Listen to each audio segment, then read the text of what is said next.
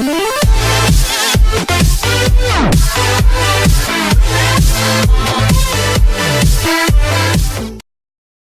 Nationals are serious about the World Series, they should make Joe Girardi an offer.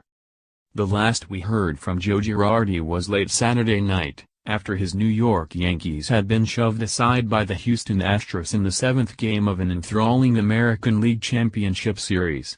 The Yankees' loss meant that talk could turn to their manager, who is unsigned for next year.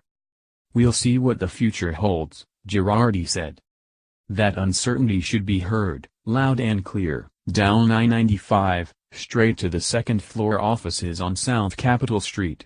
Washington Nationals, you have an opening for a manager. Call Joe Girardi. If even that suggestion brings snickers from New York, Nationals over Yankees?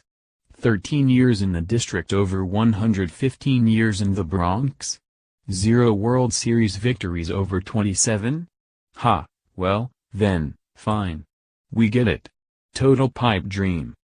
But let's put aside how pie in the sky this might seem, okay, what a stretch it actually is, and consider instead why it makes perfect sense.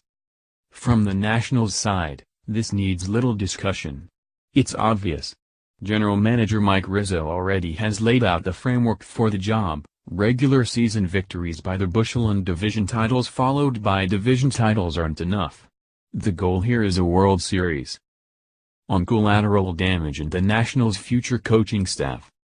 Girardi, then, fits a tiny group of potential candidates who can check that box. So do Tony La Russa and Jim Leyland, but they have both retired from the dugout, and at 53, Girardi's got 2 decades on the old horses, whose wars are behind them.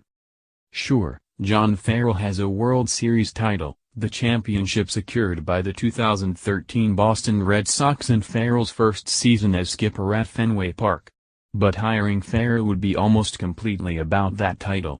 In 7 seasons as a manager, 2 in Toronto, 5 in Boston, Farrell posted a winning record 3 times, a losing record 3 times and one flatline 81-81 mark.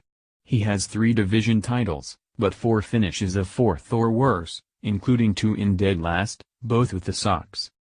Plus, examining Farrell's recent postseason record next to that of the just-departed Dusty Baker, who was not invited back by Washington because he couldn't get past the first round, wouldn't be particularly flattering. Dusty's Nats pushed both the Dodgers and the Cubs to a 5th game. Farrell's Red Sox were swept by Cleveland and lost in 4 games to Houston. Is that an upgrade? Girardi, we know, would be. He managed the powerhouse Yankees left behind by Hall of Famer Joe Torre, HMMMM. Is he worth a call, too? Nah. Stay focused, and won with them 4 straight playoff appearances, including the Yankees' last World Championship, back in 2009. He dealt with the Yankees' aging, expensive and inflexible roster, and then managed the transition over the past 2 summers to this new, athletic, powerful core that looks like it will restore order in the Bronx for years to come. Therein lies the important question: why, with Aaron Judge and Gary Sanchez and Didi Gregorius and Luis Severino all in pinstripes for the foreseeable future, would Girardi want to move on from the Yankees? Well, in 2018, the Nationals could counter with Bryce Harper, Max Scherzer, Steven Strasburg, Daniel Murphy, Anthony Rendon, and more. Plus, Girardi has managed in New York for 10 seasons. That has to be trying and tiring, and not just with the baseball demands, but given the media glare. The DC baseball media. It's neither self-deprecating nor flattery to say we're a bit different from the back pages in New York. This could be a nice, safe spot to continue a career with a real chance to win it all, and, in doing so, take a stride toward the Hall of Fame. So if you're the learners, why not just ask? Girardi doesn't sound all in with the Yankees anyway. I love what I do, Girardi told the assembled reporters after that game Saturday night in Houston. I always talk to my family first. They come first, because I think, when you have a job, your family has to buy in, too. There's a chance Nationals 2B Daniel Murphy won't be ready for opening day. Now, this is a familiar refrain for Girardi, one that dates back a decade, and even involves the Nationals. "I think it's a wonderful job," Girardi told me in a phone conversation 11 years ago this month, speaking of the Nats. "But I think I came to the conclusion at this time that it's not the right move for my family." Then, the Nationals were looking for a replacement for Frank Robinson, the first manager when baseball returned to the district, the first let go by the Lerner family. Girardi, back then, was coming off a single season managing the then Florida Marlins, after which he was fired following contentious confrontations with ownership. Even all those years ago, we learned something about the Lerners and managers. In pursuing their first skipper, the man who would be entrusted with keeping spirits up during a massive rebuilding process, they showed their disregard for the position.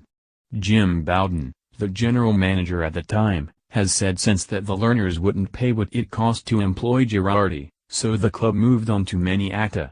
Girardi, too, knew Torre was nearing the end of his time with the Yankees, for whom he served as a World Series winning catcher in 1996.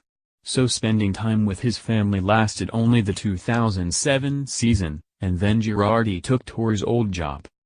So what we're asking here is not just for Girardi to leave behind all that history and tradition at Yankee Stadium, and we're not just hoping that, at 53, he continues to ask his family to make the sacrifices necessary to put up with a baseball lifestyle.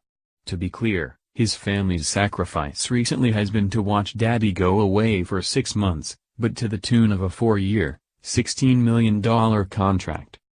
What we're asking for, more directly, is for the Nationals, and not the front office, but ownership, to understand the value of strong, stable leadership, and the cost to bring it here.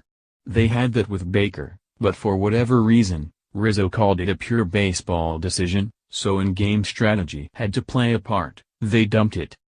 Nothing against Dave Martinez, the bench coach for the Cubs, or Kevin Long, the hitting coach for the Mets. Both seem like qualified candidates, and both are due to interview in Washington. But a call to Girardi would represent more. It would represent ambition.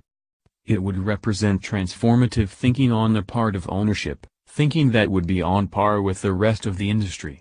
It would require a financial commitment, at least $4 million annually, that would represent an understanding that managers are important, that winning a championship doesn't happen by accident. "We'll see what the Yankees are thinking," Girardi said Saturday. The Nats don't need to see what the Yankees are thinking. The Nats can commit to paying an established manager what an established manager is worth. The Nats can pick up the phone. The Nats can call Joe Girardi. And by doing so, the Nats could soften the blow of Baker's departure and have all of baseball wondering about a World Series in Washington a year from now. Read more coverage. Nationals to interview Cubs Dave Martinez, Mets Kevin Long for managerial opening. Nationals' next manager will inherit a World Series contender and a history of volatility. Who's next? A few possibilities for manager of the Nationals. Boswell, Harper is a year from free agency. So once he